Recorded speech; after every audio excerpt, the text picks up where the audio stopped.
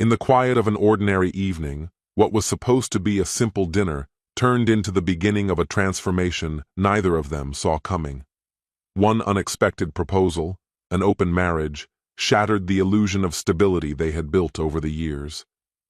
The idea seemed absurd at first, a distant fantasy, yet when the words were spoken with such certainty, it left him spiraling. What if this wasn't just a whim? What if their carefully constructed life was already more fragile than he realized? Torn between his own desires and the fear of losing everything, he reluctantly agreed. But each day that followed began to erode the very foundation of their relationship. As she embraced new freedoms, he found himself confronting the most painful question of all. Could they survive the fallout, or was this the end of everything they had known? Hello, my friend. I'm so glad you stopped by my channel. If you're here for the first time, don't forget to subscribe and share this video with your friends or family. It really helps my channel a lot. Please tell me in which city or country you watched this video. I value every one of your comments. So, let's get started. Dinner ran late that night. We didn't have anything fancy, just warmed up leftovers from the night before. She chose the seat opposite mine at the kitchen table, her face set in a way I couldn't quite place. For a brief second, I assumed she wanted to revisit the topic of the loan I'd promised for her business, maybe to clarify some final details. My mind was already racing ahead, caught up in figures, timelines, and repayment schedules. I never suspected that the real conversation would be something entirely different. Breaking the quiet, she finally spoke. Can we talk? This matters. I placed my fork down, giving her my full attention, a sinking feeling beginning to form. Her reluctance to meet my eyes triggered a sense of dread, as if I already knew whatever was coming would shake up everything I thought was stable. Without much preamble, she finally dropped the real subject. She wanted us to consider making our marriage open. My first reaction was laughter, not out of amusement, but disbelief. I honestly thought she was joking and waited for her to smile or say she was kidding. But her face remained serious. She held my gaze, anxiety and determination flickering in her expression. I asked her to repeat herself, desperately hoping I'd heard wrong. But she said it again, unmistakably and with conviction. She wanted us to explore an open relationship. I couldn't believe what I was hearing. I must have double-checked with her more than once to be sure, and every time she affirmed she meant it. She explained she'd mulled over the idea for some time. It wasn't that our marriage was failing, she said, just that things had grown a bit too monotonous, like eating the same meal day after day. It was satisfying, but sometimes people crave something new. That metaphor stuck with me, mostly because it made everything sound so simple, like she was merely suggesting a new dinner recipe, not a fundamental change to our marriage. I asked if this was her way of giving me an ultimatum. She denied it, but her eyes said otherwise. I tried to keep my composure, though my thoughts were in complete disarray. Was I no longer enough for her? Had I overlooked warning signs? I mentally replayed our recent moments together, each embrace and every shared joke, questioning if any of it had held true meaning for her. When I finally managed to ask why she was raising this now, she assured me it wasn't because of anything I'd done wrong, but because she longed for new experiences.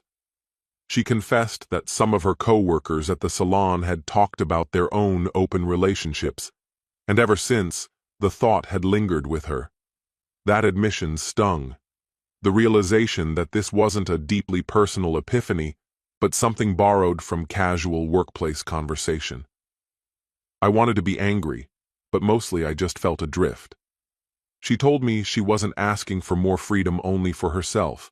She'd be comfortable with me seeing other people too, as if that would somehow balance things. I asked her what would happen if I said no. She hesitated before finally saying, "Then I won't be happy." That was what broke me. It wasn't just the words, but the way she delivered them, like her contentment now rested entirely on my willingness to overturn the foundation we'd built. I didn't respond that evening. I told her I needed time to process everything, and she agreed. Yet afterward, she was almost serene, detached, as though she already believed the outcome was certain, that I'd inevitably say yes. That night, I lay in bed staring at the ceiling, replaying our exchange over and over. No matter how I tried to rationalize it, one thought persisted. There was no undoing this choice. Crossing that line meant nothing would be the same again. Still, some small part of me wondered, what if she was right? What if this really was the change we needed? That uncertainty was more haunting than anything else. When morning came, I half hoped the whole thing had been a nightmare. But it wasn't. She behaved as though everything was perfectly normal, making coffee, browsing her phone, as if our relationship hadn't been completely upended. I couldn't decide if her calm made things easier or harder. A part of me wanted her to be as shaken as I was, but she seemed completely unaffected. I moved through my workday in a daze, pretending to focus while my mind kept returning to our conversation. I wanted to believe we could work it out, that she might realize how deeply this hurt, or that I could persuade her to reconsider for the sake of what we had. But each time I remembered her saying, "Then I won't be happy," it felt as though the decision had already been made. When I got home, she was waiting for me, not confrontational, but clearly expecting an answer. I wasn't ready to give one. I stalled, asking more questions, trying to grasp what she was hoping to solve, if she might possibly change her mind. She wouldn't budge. She explained she'd already thought through the rules that would keep everything manageable. No bringing partners home, no involvement with mutual friends, and no sharing details unless we both agreed. It was clear she'd been considering this much longer than I'd realized. I asked her if there was someone she was already interested in. That question struck a nerve. She insisted there wasn't, but the defensiveness in her reaction made it hard to trust her answer. And at that moment, I finally understood just how little control I actually had.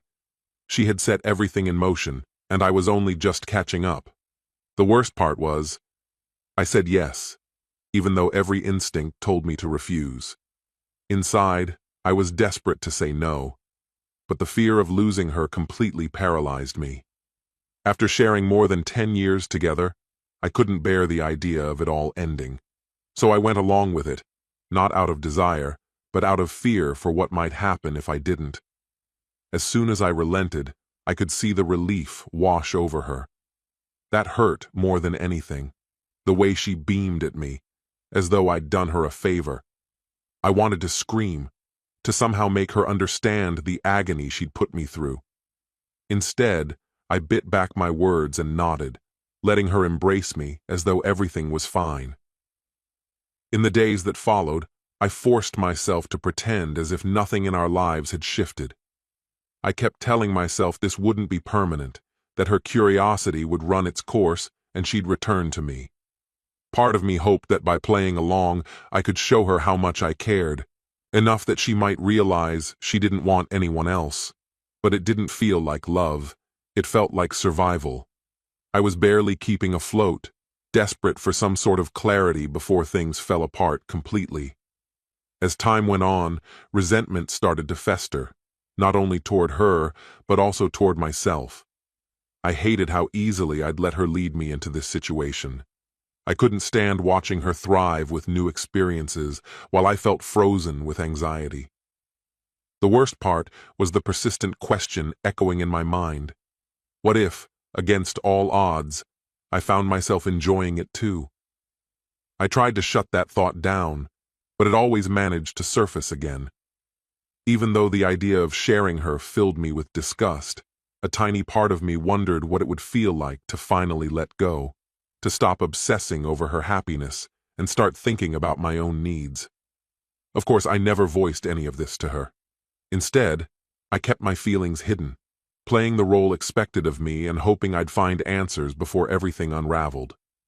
But somewhere deep inside, I already sensed that we'd crossed a line that couldn't be uncrossed. The first weeks slipped by in a blur.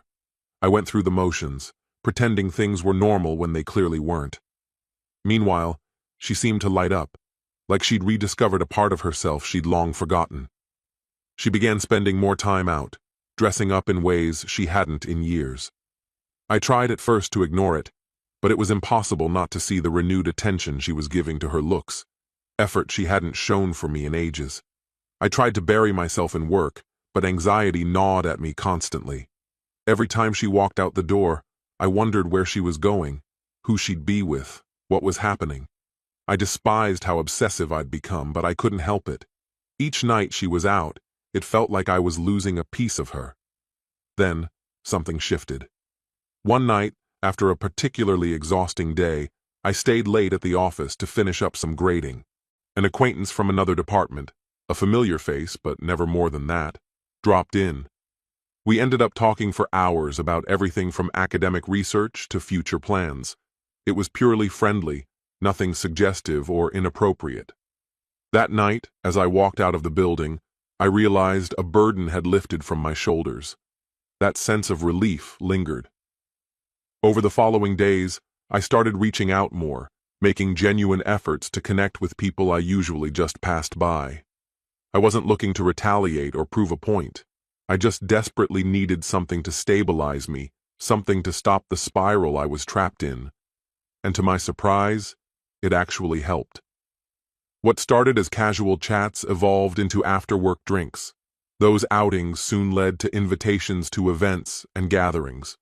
Before long, I found myself surrounded by a new group of friends, people who saw me as an individual, not just as someone's partner. My confidence grew almost overnight. I stopped sitting at home, waiting for my wife's return. Suddenly, I had my own plans, my own circle, and, if I'm honest, possibilities I'd never allowed myself to consider before. She noticed. At first, she seemed happy for me, asking about my new activities and the people I was meeting, but that soon changed. The more I embraced my new life, the more unsettled she seemed. Everything shifted when I received an invitation to a conference. The conference was out of town, and a female colleague I'd grown close to, strictly on a professional level, invited me to attend, as she would be presenting there. I accepted. The look on my wife's face when I told her is something I'll never forget. She didn't say a word, but the silence that settled between us spoke volumes. For the first time, she saw me as someone who no longer needed her approval. The conference proved to be a turning point. I built relationships that were valuable for my career and experienced, for the first time in years, what it felt like to be appreciated for who I was, not just for my role at home. When I returned, I could sense something had shifted in her too. She didn't ask about the conference itself, only about the people I'd met, particularly the colleague who had invited me. I told her the truth, but the unease was obvious. From that point on, it felt like our roles had reversed. She started questioning my schedule, curious and sometimes even suspicious about where I was and who I was with. The confidence she'd shown at the start of this whole arrangement was gone, replaced by a vulnerability I'd never seen before. I have to admit, for a short while, I enjoyed seeing her experience the uncertainty I'd lived with for so long. But that feeling didn't last. Even as I built a better, more independent version of myself, I could see the distance between us growing. I tried to convince myself it was just a rough patch, something we'd get through together, but deep down I was starting to realize that I no longer wanted to return to the way things had been. She began keeping closer tabs on me, asking about my plans, my whereabouts, the people I spent time with. She tried to act casual, as if we were just chatting, but it was obvious she was fishing for information. Initially, I didn't think much of it. After all, this whole setup had been her idea. Maybe she simply needed time to adjust to seeing me genuinely happy for once. But as our conversations continued, her questions became sharper, more deliberate. She pressed for details, who I hung out with, how I met them, what we talked about. This wasn't mere interest. Her anxiety was starting to show, and I noticed it every time we spoke. One night, I arrived home later than usual, having had a couple of drinks with colleagues, one of whom happened to be a woman I'd recently gotten to know at a conference. Nothing inappropriate occurred, but that wasn't how my wife interpreted things. When I walked in, she was on the couch, arms crossed, eyes locked onto me the second I entered. "Who were you out with?" she demanded. I answered her. I kept my response brief. Just co-workers, just drinks, nothing special. That didn't satisfy her. She wanted to know more. Who sat next to me? How late did I stay? Did I end up talking to any women? I stayed calm, but made it clear I wasn't going to submit to an interrogation.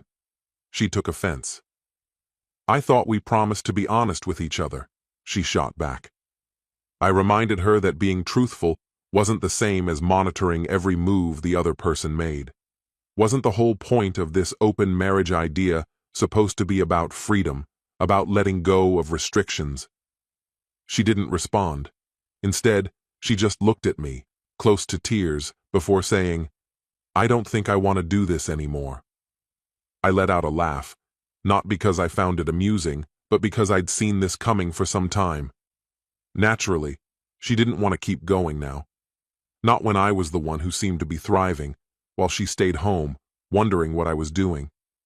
But I didn't voice that. Instead, I asked her why. She confessed it wasn't working out the way she'd imagined. She missed the way we used to be, hated the growing gap between us. She admitted she'd hoped that opening our relationship would rekindle something between us, that it might add excitement and fix what was missing. I sat and listened as she let everything out, how afraid she was of losing me, how she regretted ever suggesting this path in the first place. The only thing running through my mind was how quickly she wanted to change the rules once things stopped working in her favor. I asked her whether this was really about our relationship, or if it just bothered her to see me happy on my own. That hit a sore spot. She fired back, accusing me of selfishness, of using this new arrangement to boost my ego instead of repairing what we'd lost. She said I was coming home late on purpose, paying more attention to my appearance, acting as if I thought I was better than her. That accusation stung, not because it was true, but because it made me realize how far apart we'd become. She didn't view me as her partner anymore. Instead, I felt like she saw me as a rival. I told her I'd consider closing the marriage, but inside, I already knew my answer. I wasn't ready to give up the new life I was starting to build outside of our relationship. The truth was, I wasn't sure I even wanted to repair things anymore. I think she could tell, because she started crying. Real, heartbreaking tears that make you feel like the villain, no matter how justified you feel. It hurt to see her so upset, but I couldn't shake the thought that her tears were only coming, now that things weren't going the way she wanted. I didn't have the energy for another argument, so I told her we could talk more in the morning. But as I lay in bed, listening to her try to muffle her sobs, it hit me. Whatever we once had was already gone, and nothing she said could bring it back. The next morning, something between us had changed. We barely spoke as we got ready, and I didn't push it. Honestly, I was relieved by the silence. Even at work, though, I couldn't escape the feeling that we were on the brink of something final. It was as if we were both waiting for the last push to send everything tumbling. That push arrived about a week later. By then, I'd discreetly started looking into divorce lawyers just to understand my options. I hadn't made up my mind to end things, but I needed to be prepared. Meanwhile, she was trying to act as if everything was fine. She made dinner more often, left notes in my lunch, even suggested we take a weekend trip together. But everything felt forced, and I think that's why none of it made a difference. I couldn't erase what had already taken place. I couldn't forget the nights she went out while I stayed home, feeling left behind. And I definitely couldn't overlook how anxious she became the moment I began to enjoy my own life. The final straw came when she brought up closing the marriage once more. This time, she wasn't just asking, she was begging. She told me she couldn't go on like this, that she wanted things to go back to how they used to be. I told her no. I didn't yell. I wasn't angry. I just said no, and watched as she completely fell apart. She accused me of dragging things out just to hurt her, certain that I was going out of my way to cause her pain. I tried to make her see that wasn't my intention. I wasn't seeking revenge. Honestly, I had simply lost faith that anything between us could truly be mended. That evening, she left in a fury, slamming the door as she went. Once I was alone, I started making calls. Within a few days, I'd secured an attorney and initiated the process to formally end things. Delivering the divorce papers to her was one of the hardest moments of my life. No matter what had gone on, she never anticipated it would come to this. She thought we were still working to fix our relationship, so when I handed her the envelope, she just stared at it in shock, unable to accept that it was real. Then her composure crumbled. I left the house, knowing my presence would only make things worse, but it was too late for anything to change. When I returned, chaos greeted me. Plates had been shattered, important documents were ripped apart, and a few of my watches had been destroyed. She had even taken a knife to one of my favorite pairs of dress shoes. Before touching anything, I carefully documented the scene, snapping photos and recording videos as evidence, then reached out to my lawyer. He told me to keep calm and let him handle the fallout, but that was easier said than done. She refused to leave the house, so I packed up a few necessities and moved in with a friend for the time being, hoping things would eventually calm down. I couldn't stop dwelling on what had been wrecked, not just my possessions, but everything we'd built together. By the time we were in court, whatever guilt I'd felt had faded away. In front of the judge, she tried to paint herself as the victim, accusing me of shutting her out emotionally and insisting I'd used our open marriage to degrade her. She even alleged abuse, but when pressed for evidence, photos, documentation, anything, she came up empty-handed. My lawyer picked apart her claims methodically, presenting texts that proved I never wanted an open relationship, but had gone along with it for her sake. He presented evidence of the damage she had done, and reminded the court of the financial support I had consistently provided for her business. By the time the proceedings ended, she seemed utterly defeated, as though she already knew she'd lost. The verdict went in my favor. I kept the house. She was held liable for the damages and there was no alimony. Even my legal fees were covered. Stepping out of the courthouse, I felt oddly detached. A burden I hadn't realized I'd been carrying had lifted. Yet, despite everything, I couldn't help but feel a faint sadness.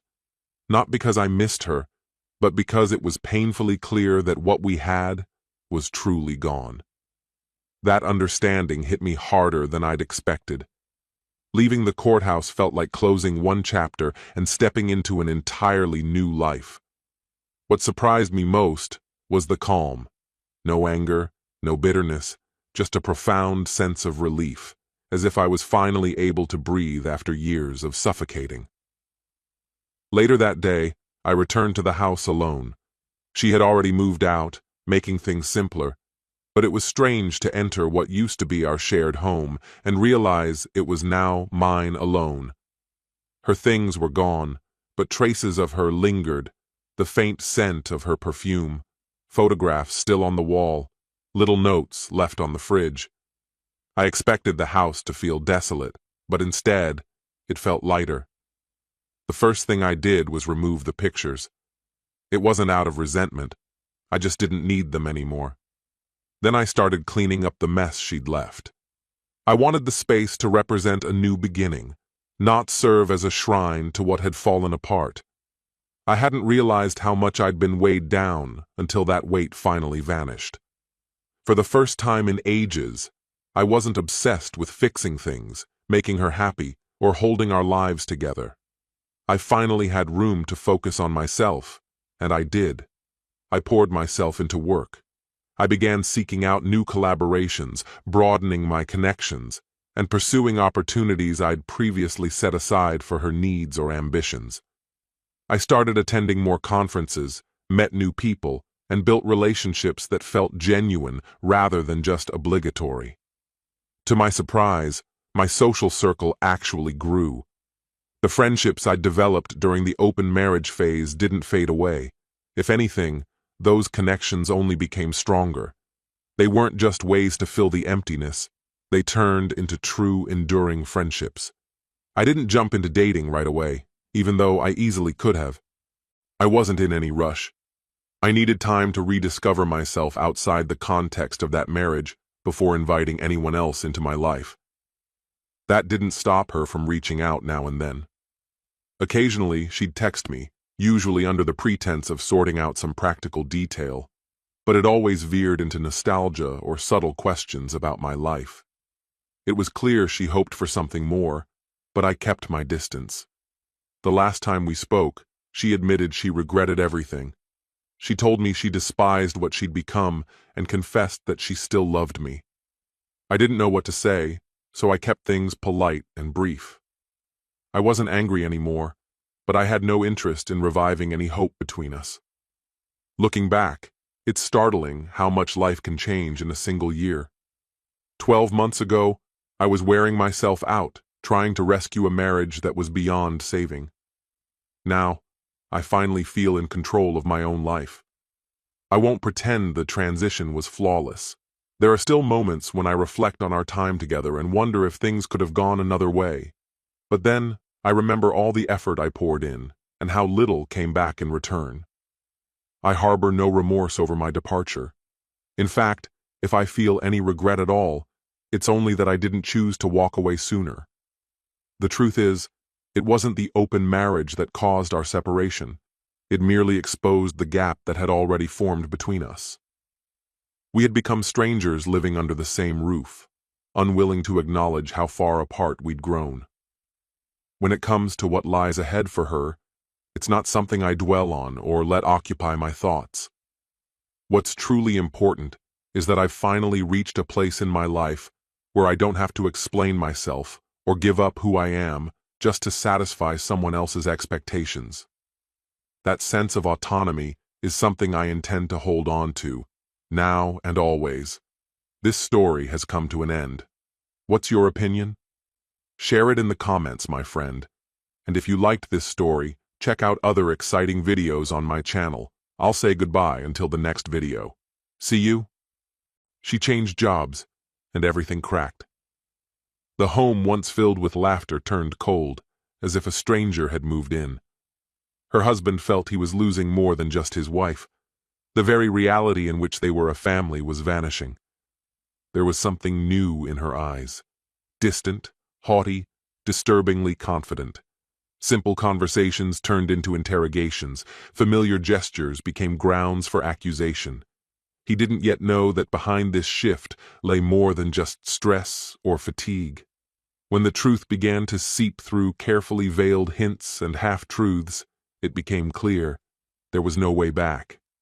But the most unexpected part was still to come, when those who once seemed like background figures began to play leading roles in destroying everything he was trying to save.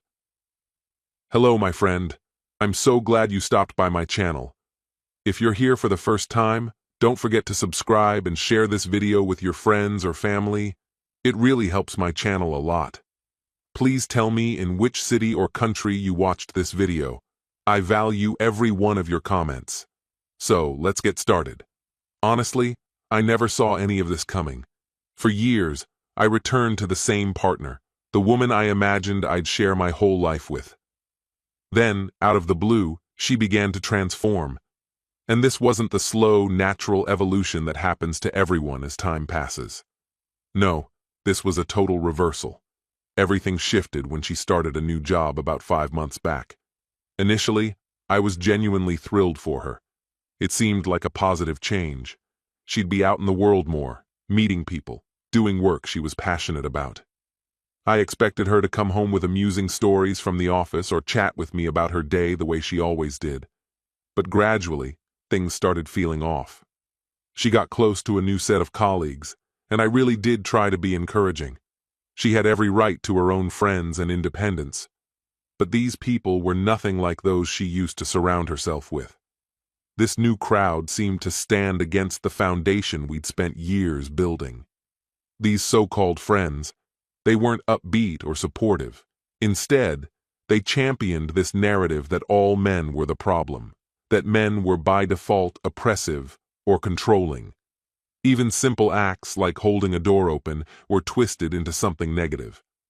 At first I shrugged it off, chalking it up to a strange sense of humor. But after a while, I could see my wife was changing fast. Small gestures she once valued suddenly became points of contention. For example, I'd bring her coffee in the morning, like I always had, but now, instead of smiling, she'd glare at me or argue that she wasn't dependent on anyone. It felt like every nice thing I did was suddenly seen as some kind of insult, and this wasn't just an isolated incident. This dynamic became our new normal. Every day we'd end up in an argument over the tiniest things, and I began to tiptoe around my own home, never knowing what might trigger her next. One evening, I made dinner, a routine thing for me, but she accused me of trying to undermine her independence, as though my cooking was an insult to her abilities. I was shocked, but this became our reality. Day by day, the situation worsened. She'd insist that just by being male, I was somehow the obstacle holding her back. We have 2 kids, both still young, and they watched us morph from joyful parents into tense, distant strangers. Our daughter once asked me why her mother never smiled anymore. What was I supposed to tell her? How do you explain to a child that her mom is no longer the person she knew? After 2 months of this, it was painfully obvious this wasn't just some temporary mood or work-related stress. It felt like my wife had adopted an entirely new worldview overnight, and I was now cast as the enemy. She began dredging up alleged wrongs from years past, incidents that either never took place or were so insignificant I'd forgotten them. Suddenly, I was accused of being oppressive, of being the root of all her problems. Whenever I tried to defend myself, she'd accuse me of being defensive, supposedly more proof that I was guilty. I wish I could say I handled things well, but honestly, I was completely overwhelmed. The woman I loved and married was gone, replaced by someone intent on destroying everything we'd shared. Every day, I'd come home bracing for whatever fresh accusation or argument awaited me. It wore me down, and I kept questioning what I could have possibly done wrong. But in truth, all I'd done was just be there. Around this time, the atmosphere in our home changed completely. It wasn't just the constant fighting or her coldness. There was something deeper at play. One night, she didn't come home until well after midnight, and she didn't even bother to text. When she finally did arrive, she was clearly drunk, detached, barely acknowledging me, and went straight to bed without a word. The next day, I tried to talk about it, asked her why she hadn't let me know where she was. She lashed out, accusing me of trying to control her and insisting I was overanalyzing everything. This became a pattern. She'd vanish without notice, return distant and cold, treating me like I was just an inconvenience. I began to feel like a stranger in my own relationship, always waiting for the next unpredictable blow-up over whatever supposed mistake I'd made. Eventually, I couldn't shake the feeling that something much bigger was going on. The thought that she might be seeing someone else crossed my mind more than once, but I didn't want to accept it. After 11 years together, with a family and a shared history, how could things unravel so completely? I started to quietly check her phone when she left it unattended, hoping for reassurance, but never found definitive evidence. Then, one night, I managed to look through some of her messages. That's when I saw texts between her and one of her new friends discussing how she would talk to me about opening up our relationship. At that moment, it all clicked. She was already involved with someone else. She never confessed any of this to me directly. Instead, she tried to slip it into a casual breakfast conversation, as if it were no big deal. She asked, "How would you feel about an open relationship?" But I was prepared. I'd already seen the messages. I didn't react the way she expected. I recorded our conversation to protect myself and went straight into questioning her. I asked her directly, "Who is he?" She stared at me blankly, pretending not to understand, but I pressed her. "You're seeing someone else. Don't talk down to me." At first, she tried to deny everything, then played it off with a forced chuckle, but I could see the cracks forming in her facade. Eventually, she admitted to having slept with 2 different people for just a night, as if it was nothing of consequence. I wasn't yelling or losing my temper. I just needed the truth. When I pressed her further, she ultimately revealed she'd gotten involved with someone from her job. She insisted she had every right to continue seeing him if she pleased, and, unbelievably, claimed it was actually a positive thing for her. I was left speechless. My wife, the mother of my children, was telling me to my face that she had no intention of ending her affair. To make matters worse, she even offered to introduce me to one of her friends, suggesting that this twisted arrangement could be best for everyone, and that happiness was still possible for us if only we accepted it. The way she looked at me, as if she were giving me some sort of gift, was surreal. In that moment, I realized she felt no remorse, and any respect she once had for me was gone. I withdrew into silence, retreating into my office and sitting there in the darkness, determined to uncover the whole story. I downloaded a program that could recover deleted messages, installed it on her phone, and finally saw the truth she'd hidden from me. The texts, the pictures, the unmistakable proof. It was all there, and somehow even worse than I had feared. When I confronted her again, I still wasn't shouting. I didn't break down or plead for anything. All I wanted was the truth, both for my own sake and for whatever dignity was left in our relationship. She had already done so much damage, but I still needed to know if there was even the slightest bit of regret in her. I calmly repeated my question, "Who is he?" For an instant, I thought she might finally be honest, but she quickly reverted to denial, pretending she had no idea what I was talking about. That last bit of self-control I was clinging to broke. I looked her in the eyes and told her directly, "Don't lie, I already know everything. Just be straight with me, tell me who you've been with." That's when her defenses started to crumble. She admitted again to seeing a couple of men but tried to minimize it, calling it just fun, no more meaningful than meeting up with colleagues. I pressed her about her coworker, and eventually, she admitted it was more than a fling. It had lasted weeks, and in her mind, she hadn't done anything wrong. Then she said the words that truly shattered me. She planned to keep seeing him. Her complete lack of shame was overwhelming. She kept repeating that it was something good for her, and insisted that I had no right to dictate her choices. When I pointed out how selfish and disrespectful her behavior was, she turned it back on me, accusing me of being possessive and controlling. That became her shield.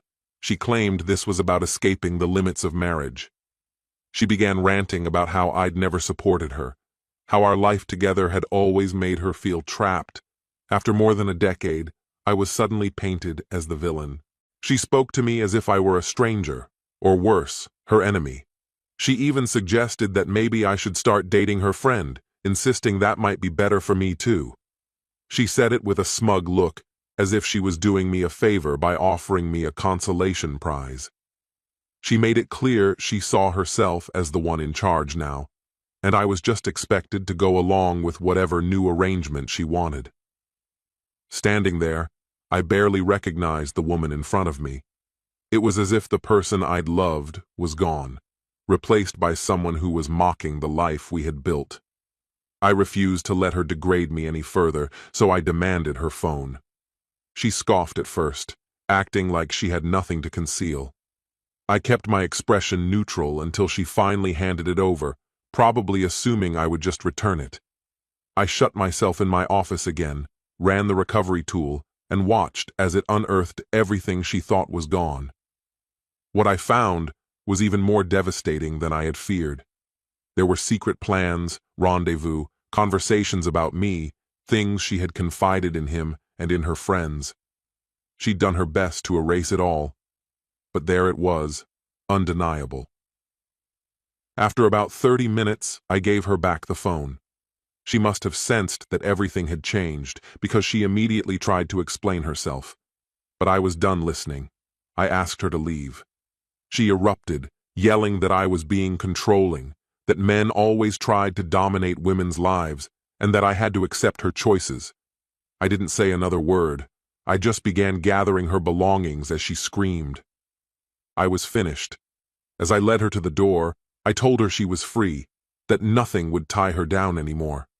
I said I'd be contacting my lawyer in the morning. Before she could respond, I closed the door behind her. In that moment, I realized something without a doubt. I could not spend another day living under the same roof as someone who held so little respect for me or our family. The life we'd shared was over, and she could pursue whatever freedom she wanted, just not with me. In the days that followed her departure, I replayed every word, every lie, every insult, trying to understand how everything could unravel so fast. But there were no answers. Nothing could explain how she could throw away more than a decade together so carelessly. If she could dismiss me and our family that easily, I refused to just stand by and let her act like it was acceptable. I decided to take a stand. I wanted her to know I wouldn't just sit quietly and take it. She needed to see the reality of her actions. The one thing I knew for sure was that her relationship with that coworker had gone on for a while. She'd been deceiving not just me, but probably his family as well. After some digging online, I eventually stumbled across his wife's Facebook profile and decided to contact her directly. I didn't sugarcoat anything. My message was candid, describing exactly what had transpired between her husband and my wife, along with several recovered screenshots as proof. I left no room for misinterpretation. My words were direct and unfiltered. Once I pressed send, I had a strong sense that the situation was about to shift dramatically. I didn't expect her to reply right away, but she surprised me by responding much sooner than I thought she would. Her response was a mix of disbelief and devastation, yet she thanked me for being straightforward and even confessed that she'd had her own suspicions for a while. Oddly, I felt a measure of relief knowing I wasn't the only one caught in this ordeal. Not long after, she sent me a video she'd recorded, a confrontation at a motel where she burst in on the two of them. The footage was raw chaos. Her voice rang out, catching them completely off guard as my wife scrambled to get dressed and stumbled through her excuses. Watching it was pure torment. Still, there was a strange sense of justice to it all. Soon after, my wife must have realized the full extent of the fallout because she started flooding my phone with messages. She oscillated between apologies and accusations, blaming me for being heartless enough to inform the other woman. She argued that I had crossed some boundary, disregarding the fact that she had already shattered my trust. By then, I found it impossible to feel any sympathy for her. She had made her choices, and now she was finally facing the aftermath. That's when her friends started to involve themselves. They began sending me messages, acting as her self-appointed defenders, accusing me of being vengeful and controlling. Someone even dared to suggest I should have agreed to her suggestion of an open marriage. Another person tried to guilt me, saying I was setting a terrible example for our children by not supporting my wife's so-called freedom. It felt as if everything had been turned upside down, as though I was expected to accept whatever she wanted without objection. But things became even more disturbing. One of her friends, who, I would later learn, had done something similar in her own marriage, advised my wife that, if I kept resisting, she could use the legal system against me. Just accuse him of abuse, she suggested. It happens to men all the time. That thought chilled me to the bone. All I had ever tried to do was support my wife and hold our family together, and now someone was advising her to destroy my reputation and life with a lie. The very idea that this was a possibility made me furious. That evening, I realized I needed to take steps to safeguard myself and my kids. I ordered security cameras for our home and created digital backups of every piece of evidence I had collected. I was determined to leave nothing to chance. This had grown far beyond a case of infidelity. It was now a matter of protecting my future and my children from further deception. I stopped looking for explanations or closure. I had given everything to our marriage, and she had tossed it aside without a second thought. If she wanted out, that was her decision, but I wasn't going to stand by and let her trample over me any longer. From that point forward, my focus was on ensuring the well-being of my children and myself. I was determined not to let her or her friends twist the story to make her out as the victim. She was responsible for her actions, and I would not let her escape accountability. Once everything unraveled, I knew I had to prioritize divorce and custody. My children were already affected. They could sense the tension and notice their mother's changed behavior. With everything falling apart, I reached out to a lawyer a friend recommended, someone well-versed in complex, high-conflict cases. We went over every detail, the screenshots, the confrontation video, even the threats from her friends. My attorney said it was a solid start, but urged me to keep collecting as much evidence as possible to strengthen my case for custody. So I began keeping detailed records. I installed more cameras and saved every text, every phone call. Living with this level of vigilance in my own home was draining, but I couldn't afford to be careless. Given the threats I had received, my lawyer also advised that I seek a restraining order, something I never thought I would have to do against my own wife. But there I was. The reality of the situation hit hard the day I filed those papers. My wife had become someone I could barely recognize, and my children needed protection from the turmoil. Tensions escalated once she was served. She showed up unannounced at my parents' house on Christmas, demanding to see the kids and fix things. Her emotions were all over the place. One moment enraged, the next pleading, as if she couldn't comprehend the harm she'd caused. In the end, my father had to threaten to call the police before she would leave. That incident was the final straw for me. I realized then that she had no real understanding or care for how much pain she was inflicting, especially on our children. Things deteriorated further when she started reaching out to our mutual friends, claiming she was the wronged party and casting me as controlling for refusing to accept her new lifestyle. Some friends immediately distanced themselves from her, but others, people I thought I could rely on, took her side, arguing I should go along with it for the sake of the kids. It was clear she was trying to manipulate those around us, desperate to protect her own image. The divorce itself was grueling. Her attorney used every tactic imaginable, accusing me of emotional instability, claiming I was being financially abusive by restricting her access to our accounts, despite the fact that I'd always provided for our family. It was just another attempt to paint me as the antagonist. She pushed for shared custody, insisting that our children needed both parents equally. I had seen enough to understand the environment she chose for herself, and I couldn't let my kids become entangled in that world. Together with my lawyer, we decided to be relentless, using every shred of proof at our disposal. We had the messages where she tore me down, a video from her lover's wife, and even audio recordings of her plotting with friends about inventing false claims if things turned against her. Honestly, it felt like a relentless battle just to prove that I was a devoted father, a steady presence who only wanted a safe life for his children. Each appearance in court, every meeting with my attorney, I had to refocus on what truly mattered. This wasn't about vengeance or about coming out on top. My sole intention was to protect my children from the person she had become. When the custody ordeal finally concluded, I felt like the experience had aged me a decade. Still, I knew I would withstand anything if it meant my kids could grow up in a safe and nurturing home. In the end, her own self-destructive decisions worked against her, and my lawyer was certain that things would go our way. But this victory wasn't the kind I'd wished for. I was completely drained, hollowed out by the collapse of the life I once knew. When the divorce became official, I thought I'd feel some relief, a sense that the weight had finally been lifted.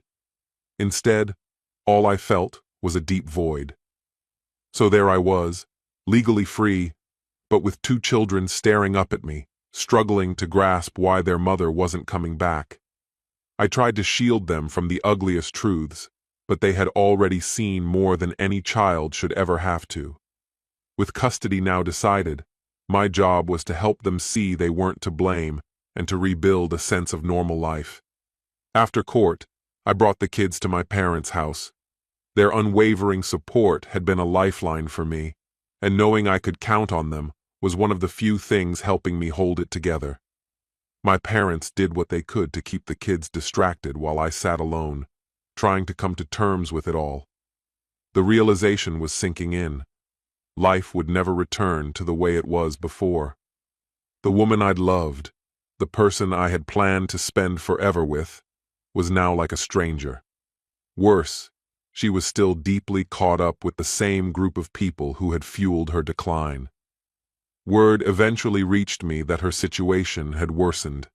She'd sunk deeper into substance abuse, lost her job, and seemed to be spiraling further out of control. The truth hit me hard. She wasn't just neglectful, she was unraveling, taking down everything we once built together. A few weeks later, her parents contacted me with heartbreaking news. She'd been found unresponsive from an overdose and rushed to the hospital. I didn't know how to process it. Part of me was furious, angry that her choices still threatened to harm our children. But another part, the part that remembered who she used to be, was filled with grief. I wished I could feel nothing after all that had happened, but I couldn't erase the memories of better times, no matter how far she'd fallen. When she left the hospital, her parents offered her a home, on the condition that she seek treatment and stay clean. She refused, choosing instead to move in with one of those same friends. It became clear she had made her decision, and it didn't include us. Not me, not our children, not her family. I was caught between sympathy and exasperation. The person I had married no longer existed. She had become someone unrecognizable to me. One thing was undeniable. My children desperately needed stability. I began establishing routines for us, waking early to make breakfast, getting them ready for school, and doing my best to keep the home environment positive. Friends, family, and even former colleagues checked in regularly, always offering support however they could. They reassured me time and again that I was doing everything possible, that I wasn't at fault, even when self-doubt crept in. But I couldn't afford to dwell on those feelings. My children needed me more than ever. They were my top priority. Gradually, things began to look up. The kids started to laugh and smile again, finding comfort in simple things like movie nights or afternoons at the park. There was no magical solution, but those little moments of happiness meant the world to me. I wanted my kids to know that we were still a family, that we could weather any storm together. I was determined that they wouldn't feel abandoned by both parents. But then, months later, we received the most devastating news. Their mother had died of another overdose while in rehab. Telling my children was the most painful experience of my life. My daughter wondered aloud if their mother had stopped loving them, while my son simply wept in silence. I held them tightly, assuring them that their mother did love them, despite her mistakes. They needed that reassurance, needed to believe there was still a part of her that cared, even if she had lost herself. Looking back, I'm still stunned at how quickly everything fell apart. Now, though, my focus is on building something good from what remains. My kids are growing up in circumstances I never foresaw, but they're safe, they're loved, and they're surrounded by people who truly care about them. After everything we've endured, that's what keeps me moving forward. This story has come to an end.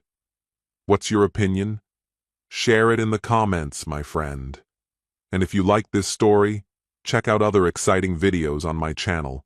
I'll say goodbye until the next video. See you. Laughter, applause, the rustle of dresses, everything unfolds according to plan, until one person decides to rewrite the ending. In a split second, the room falls silent, like the stillness before a storm. Instead of warm words, a chilling calm. Instead of cliché vows, something no one will ever forget. Faces go pale, eyes dart around, the air itself seems to thicken. He doesn't shout, doesn't accuse. He simply lets the truth speak for itself. And when it all comes to light, it's far too late to look away. This isn't a burst of scandal. It's a bullet to the heart of trust. And the man who was meant to be the hero of the day suddenly becomes someone else entirely. Hello, my friend. I'm so glad you stopped by my channel. If you're here for the first time, don't forget to subscribe and share this video with your friends or family. It really helps my channel a lot. Please tell me in which city or country you watch this video. I value every one of your comments. So, let's get started. People always talk about their wedding day as if it's meant to be the climax of joy, a perfect, unforgettable moment. Mine felt more like watching a train wreck unfold in slow motion. I met Celeste 3 years ago. She was mesmerizing, intelligent, quick-witted, and her laughter had this rare electricity that could thaw even the most frozen hearts. The second our eyes met, I was gone. Sure, we had our highs and lows, like any couple, but when I proposed, I believed we'd survived every possible storm. I had no idea how wrong I was. The cracks began to show exactly 7 days before the wedding. I was hanging out at Miles's place, unwinding after a long, exhausting shift. Miles has always been the no-nonsense type, painfully blunt, but the kind of loyal that never wavers. Mid-conversation, he hesitated, his face darkening. "Julian, there's something I've been holding back," he said. "Those words never mean anything good." "What's on your mind?" I asked, setting down my drink. He ran a hand over the back of his neck, avoiding my eyes. "Are you absolutely certain about Celeste?" His voice was gentle, almost reluctant. "What kind of question is that?" "Of course I'm sure," I replied, already feeling the tension creep in. "Don't get mad, all right?" he warned, stalling for a beat. "I saw her last Friday, at Charlie's." My brow furrowed. "And?" "She wasn't alone," he said, choosing his words with care. I let out a dry chuckle, more from discomfort than amusement. "She's probably hanging out with her friends. What's the big deal?" "That's what I figured at first," he admitted, "until I saw her kissing a guy. And not a quick peck. It was the kind of kiss that makes everything else disappear." I didn't want to believe it. I refused to. I told myself he must have been mistaken, that maybe he'd seen someone who only resembled Celeste. But the more I tried to dismiss it, the more something twisted in my gut. That night, I couldn't sleep. I lay there, staring at the ceiling, Miles's words looping through my brain like a cursed mantra. She was kissing someone else. Not just a kiss, a soul-stealing one. It didn't make sense. We were happy. Or so I thought. But what if I'd been blind? What if the woman I planned to marry was living a lie? The next day, I started noticing things I'd previously ignored. The way she angled her phone screen away from me. The late-night texts she claimed were just work stuff. The guarded tone she used whenever I asked simple questions about her day. One evening, while she was showering, I picked up her phone, my hands trembling. I scrolled through her messages, my pulse racing. But everything was spotless, unnaturally so. No unfamiliar names, no conversations that raised alarms. It felt curated, sterile. But my doubt refused to die. So when she finally said she had plans out, I decided I would follow her. Strangely, she stayed in for days. Then, 2 nights before the wedding, she got ready with unusual precision.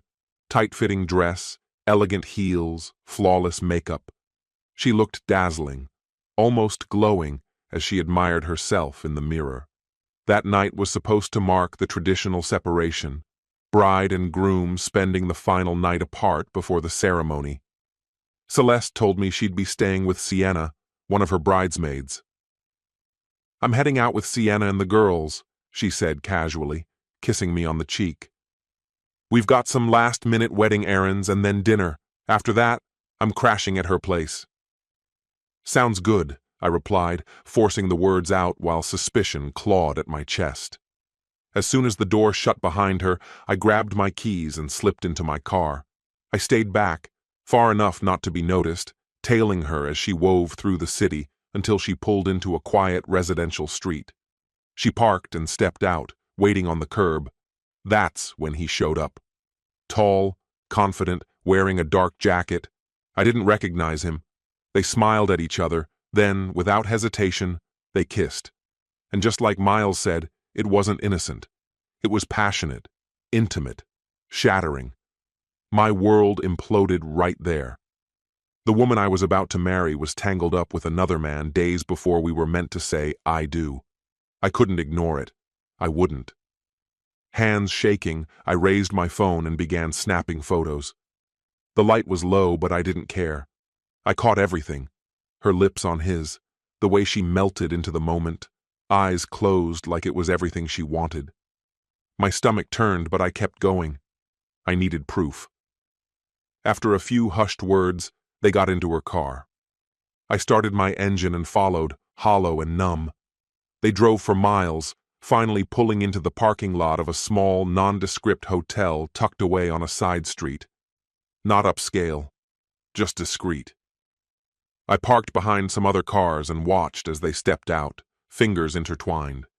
The way she leaned into him, comfortable, familiar, stabbed at me. I lifted my phone again and captured their silhouettes heading toward the entrance. I couldn't stay outside anymore. I had to confront it. My heart thundered as I parked a bit farther away, got out, and walked into the lobby. Trying to keep my voice calm, I approached the front desk. "Hi," I said, barely containing the tremor in my throat. "Could you tell me what room Celeste Carver is staying in?" The concierge narrowed his eyes at the screen, his mouth drawing into a firm line. "I'm sorry, sir. There's no reservation under that name." A cold jolt rippled through me, but I kept my face calm. She just walked in, not long ago. The woman with the guy. "Can you tell me what room they're in?" He glanced briefly toward the hallway before shifting his gaze back, visibly tense. "I'm afraid I'm not allowed to share that information." I leaned in, lowering my voice though my body was strung tight.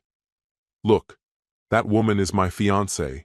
We're supposed to be getting married in 2 days, and I just watched her walk in here, with another man." "I understand, sir, but I can't disclose a guest's room number," he said, clearly uneasy, his eyes flicking around the lobby as though looking for backup. I exhaled slowly, struggling to keep the fire in my chest from spilling over. "I'm not here to cause trouble. I just need to know which room she's in." He hesitated, glancing over his shoulder, then leaned in just a fraction. "Room 312. Please don't do anything rash." I gave him a curt nod and turned before he could change his mind. My footsteps echoed in the stairwell as I climbed, each one sinking with the thunder in my chest. On the 3rd floor, I paused in front of the door, ear pressed to the wood. Faint laughter drifted out, his voice low and rumbling, hers unmistakably light. The sound carved something open in me. They sounded at ease, content, like I didn't exist. I couldn't walk away. Not yet. I needed to hear more, to grasp the full truth of what I was stepping into. A quick glance down the corridor, then I made a snap decision. I went back downstairs and requested the room next door, 311. I couldn't just hover outside that door, inches from the truth, but blind to it. Inside the adjacent room, I eased the door shut behind me and moved to the wall we shared. The voices came through faint but clear. Bursts of laughter, the murmur of conversation. I held my breath, my mind unraveling in disbelief and rising dread. This wasn't how it was supposed to be. I shouldn't have been there, but I couldn't leave. Without thinking, I slid open the balcony door and stepped into the night air. I was hoping for a glimpse, something to confirm what I already feared. But then I froze. Their door opened too. Panic surged in my chest. I scrambled back inside, pressing myself flat against the wall, hidden from view. Just on the other side of the thin divider, I heard them. More laughter, quiet movements. They were standing out there now, only feet away, speaking in hushed, intimate tones I couldn't make out. The proximity was unbearable. Eventually, they returned inside. I let out the breath I hadn't realized I'd been holding, my stomach churning with acid. I couldn't take much more. I needed the truth, unfiltered and undeniable. I looked down at the gap separating the balconies. It wasn't far. I could make it. My pulse pounded as I climbed over the railing, inching across the narrow ledge until I landed silently on the other side. Cautiously, I crept toward the sliding door, palms damp. I nudged it open just a crack, enough to see. Inside, their bodies were tangled in the sheets, locked in a kiss that was both hungry and familiar. Clothes lay discarded. Their movements were slow, unhurried, intimate. Pain bloomed in my chest like a flare. I knew I shouldn't watch, but I couldn't look away. My hands trembled as I pulled out my phone. I hit record, staying still, tucked just beyond the curtain's edge. Every second I filmed felt heavier than the last. After a minute, I stepped back, barely breathing. I retraced my steps, climbing back onto my own balcony, legs shaking beneath me. Back in my room, I stood frozen. My heartbeat thundered in my ears. 2 days. Just 2 days from the altar. And Celeste, the woman I thought I'd spend forever with, was wrapped in another man's arms. The betrayal landed like a fist to my ribs. I couldn't move, couldn't speak, just stood there, trying to process what I'd seen. She was the one I trusted with everything, the one I envisioned a life with. And now? I drove home in a daze, the shock pressing down like wet cement. I knew she'd be at Sienna's place that night. It gave me time, space to think. But the silence of our shared home screamed in my ears. I couldn't get the image out of my head, couldn't unsee it. Something had to be done. She had to understand what she had shattered. The idea of her smiling at our wedding, walking down that aisle like nothing was wrong, made my blood boil. This wouldn't end quietly. She wouldn't get to pretend. Then the wedding day came. Guests gathered, voices bright with anticipation. Celeste floated through the crowd with grace, radiant, composed, laughing alongside her bridesmaids, greeting family with warmth. As everyone found their seats, the hum of conversation faded into an expectant hush. The ceremony was moments away. I stood. "Before we begin," I said, my voice slicing through the quiet like a blade, "there's something I need to say." Every head turned, eyes widened. The room fell completely still. And then, I told them. The mood in the hall shifted. Curiosity whispered through the quiet like a charge in the air. I inhaled slowly, fully aware that what I was about to do would change everything. "I know everyone's been looking forward to the ceremony," I said, my voice calm and measured, revealing nothing of the storm within. "But before we continue, I want to share a few moments Celeste and I have experienced together." Several guests leaned forward, faces lit with expectation, bracing for a heartfelt montage. Behind me, the projector flickered on, casting a soft glow against the screen. The initial slides were innocent enough. Images of tropical getaways, shared laughter, casual embraces. For a brief moment, guilt brushed against me. Just a moment. Then, the tone shifted. The next slide arrived like a blade. Celeste, unmistakably her, locked in a passionate kiss with another man, their bodies entangled in a moment that destroyed every pretense of loyalty. The room tensed. A hush fell over the crowd like the quiet before a downpour. Faces turned sharply, eyes darting between her and the screen, confusion quickly giving way to shock. Celeste froze at my side, the color draining from her face until she looked almost translucent. One trembling hand rose to her lips as a soft gasp escaped. Her gaze flicked frantically between the images and my expressionless stare. She tried to say something, but no words came. Then came the next blow, sharper, crueler. A video began to play. The footage was raw and unfiltered, captured inside a hotel room. Celeste and the man, locked in intimacy, oblivious to the lens, oblivious to me. My stomach turned as the audio crackled to life. The sounds, their laughter, their closeness, hit harder than I ever imagined. And on the day, meant to mark the beginning of our forever. The room became a vacuum. No one moved, no one spoke. Then the silence broke with a rising tide of gasps and murmured disbelief. The mood boiled over, confusion, anger, embarrassment, all rising in a chaotic blend. "What the hell is going on?" someone yelled. "Is this some kind of prank?" another voice demanded. All attention shifted back to Celeste, who stood paralyzed, visibly unraveling beneath the weight of her exposure. The man in the video had never shown up today. Not that his absence dulled the impact. Her infidelity was undeniable, broadcast in front of friends and family, with no room left for denial. An agonizing silence fell over the room before Celeste found the strength to whisper, "Julian, what is this?" Her voice trembled, barely audible. "Why are you doing this?" "You already did it," I replied, my voice cutting through the air. "I'm just letting everyone see the truth.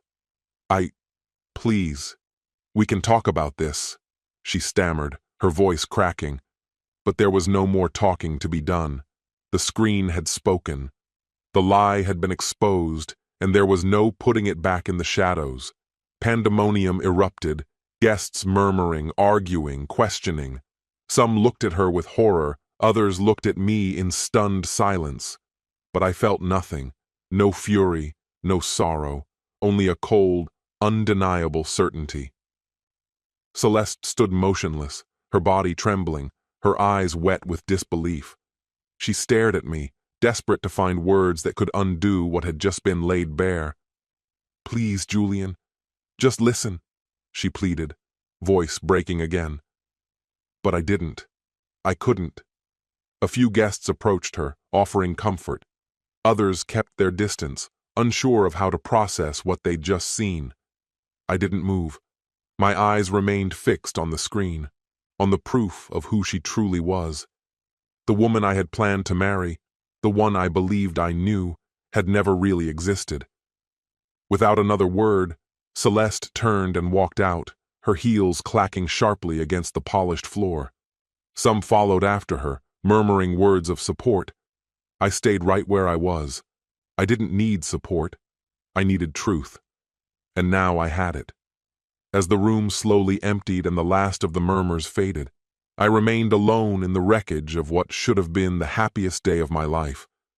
A storm churned inside me, pain, relief, disbelief. But only one feeling took hold: liberation. Celeste was gone, and so was the illusion I'd been living. In the days that followed, messages poured in: sympathy, outrage, disbelief. But I didn't reply. I wasn't looking for solace. I wasn't looking for anyone. Celeste had vanished from my life, and with her, the dream I once clung to so tightly. The betrayal carved deep, but what hurt more was realizing how blind I had been to the signs. Still, the truth gave me something Celeste never could: a sense of clarity. And with clarity came freedom. This story has come to an end. What's your opinion? Share it in the comments, my friend. And if you like this story, check out other exciting videos on my channel. I'll say goodbye until the next video. See you.